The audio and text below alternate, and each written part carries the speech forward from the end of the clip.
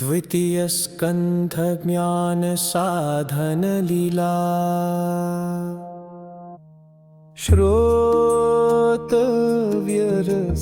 श्रोतव्यरसकलाग्ने कीर्तितव्यर शुद्धभावे स्मर्तव्यश्चात्मवित्तमय अनेक मार्ग कर्ता च नानाविधगति प्रदः पुरुषः सकलाधार सत्वैकनिलयात्मभू सर्वध्येयो योगगम्यो भक्त्या ग्राह्य सुरप्रियः जन्मादि सार्थक कृतिर्लीला कर्ता पति सताम्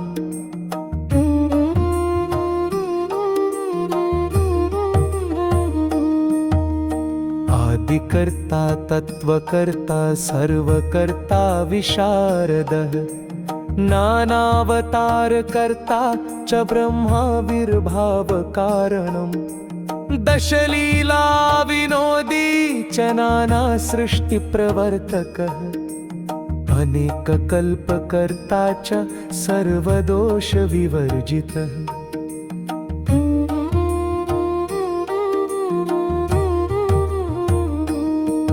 इति द्वितीयस्कन्धनामानि।